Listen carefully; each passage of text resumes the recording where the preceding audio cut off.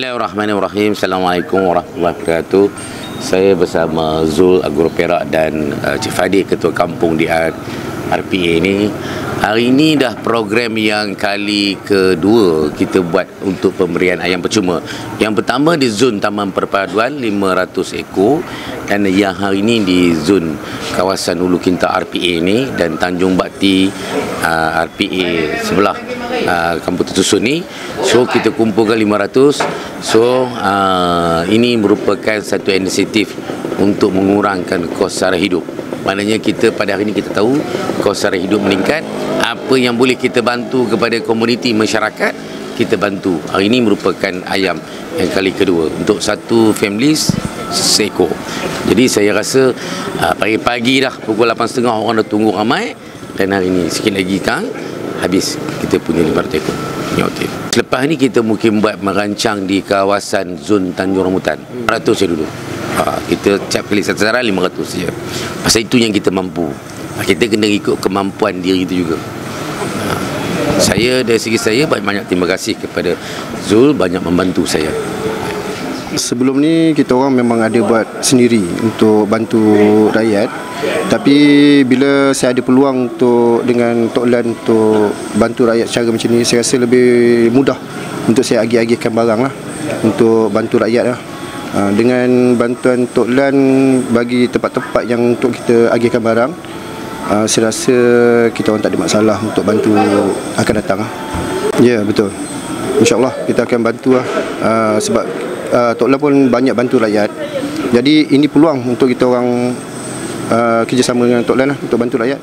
Assalamualaikum warahmatullahi wabarakatuh dan selamat pagi. Saya Rani bin Mat, Tok Batin Kampung Asli Saint Suruh RPA Hulu Kinta. Jadi pada hari ini saya merakamkan ucapan banyak terima kasih kepada Yang Berhormat Datuk Majlan Haji Majlan bin Haji Abdul Rahman kerana dapat memberi sumbangan ayam kepada penduduk kampung orang asli dan masyarakat orang asli. Dengan itu harapan saya selaku Tok Batin, perkara ini biarlah berterusanlah bulan ke bulan, tahun ke tahun. Ini untuk mengurangkan, membantu pada masyarakat orang asli tentang kos sara hidup lah. Ada pendapat saya bagi masyarakat kami orang asli lah, memang kami rasa Datuk Majlan ada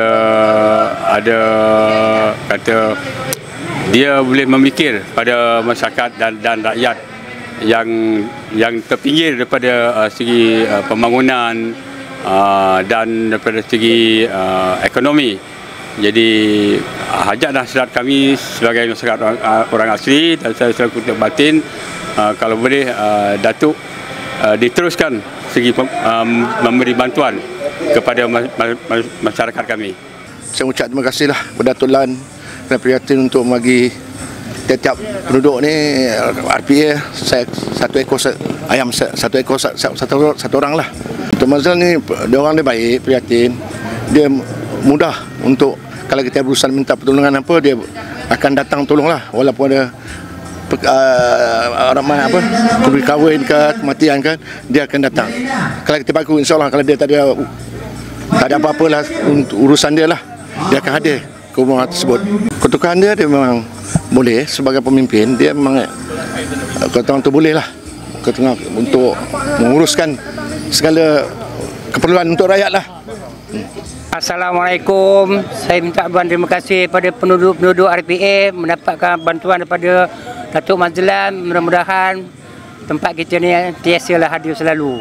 Majlan bagi ni saya rasa bersyukur sangatlah kepada Allah Ta'ala bagi dia membagikan mudah-mudahan rezeki dia murah lah. Panjang umur kita akan dapat tanding pada tahun ini, akan menang di tempat kita di RPA. Mudah-mudahan Datuk Majlan, terima kasih banyak-banyak. Datuk Majlan ni pada pendapat saya dia baik orang, baik hati.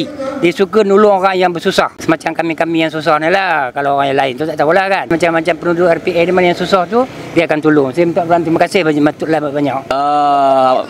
Ini hari Datuk Majlan bagi ayam, saya berterima kasih sebab kira satu Malaysia Madani Saya bersyukur alhamdulillah daripada Datuk Mazlan, dia bagi peresmian ayam 1 ekor saya dapat, 1 pembeli.